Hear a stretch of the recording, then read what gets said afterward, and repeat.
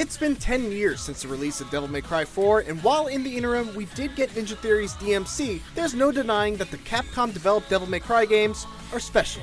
There's always room for improvement though, so here's 9 things we want from Devil May Cry 5. This party's getting crazy. Let's rock.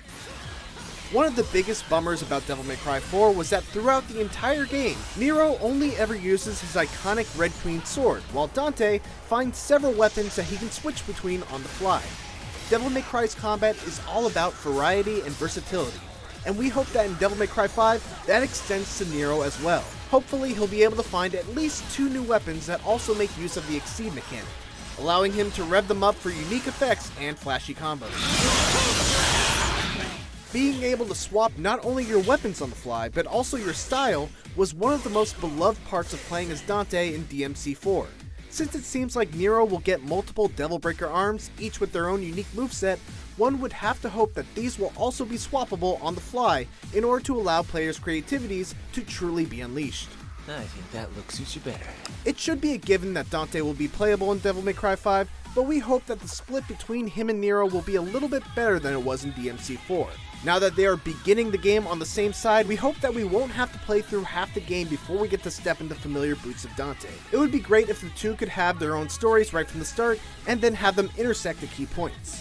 In any case, we love both Nero and Dante, and we want to play as both of them. Just space them out a little bit better and let them have their own environments to explore, as opposed to backtracking through the others. Say what you will about Ninja Theory's DMC, the included training mode was a much needed addition and one that Devil May Cry 5 should not only implement, but improve upon. While it may seem weird to have a training mode in a character action game, Devil May Cry's combat has evolved to a point where its combos are just as technical and require just as much practice as a fighting game. So why not give us a fighting game caliber training mode? High-level Devil May Cry is like playing a completely different game, and giving players a space to learn how to get to that level would be a huge plus for the game. Devil May Cry always delivers on the weapon front, so this is more of just a hope that they stay the course, but one of the best things about the franchise are the inventive weapons that they throw in. From interlocking dual swords to bat summoning electric guitars, to a transforming suitcase that turns into this.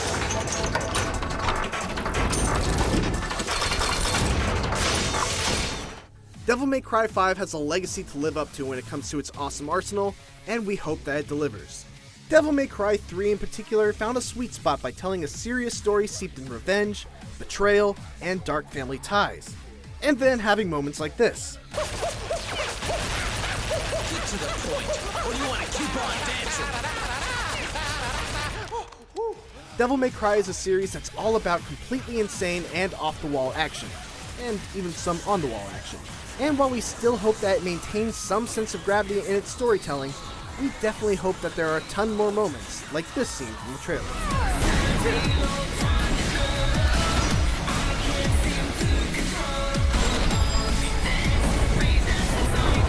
One of the best additions to Ninja Theory's DMC Definitive Edition was a difficulty mode called Must Style Mode, which was a mode that required your style rank to be S or higher in order to actually deal damage to enemies. And we really hope that this mode finds its way into DMC 5 as an unlockable difficulty after completing the game.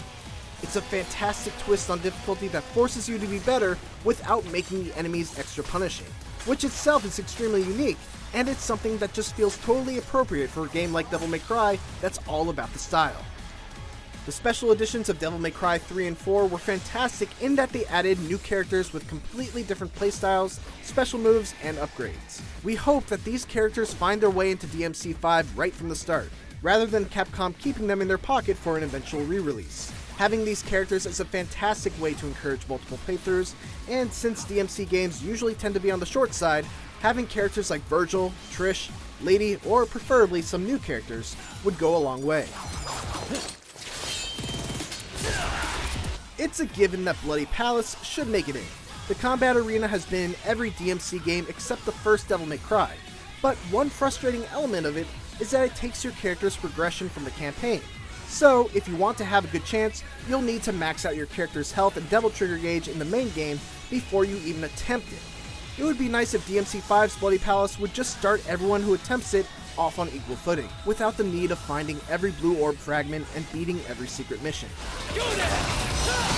What are some of your hopes for Devil May Cry 5? Sound off in the comments, and while you're there, why not check out our trailer breakdown of the E3 Devil May Cry 5 trailer. Thanks for watching, and for everything else, keep it here on IGN.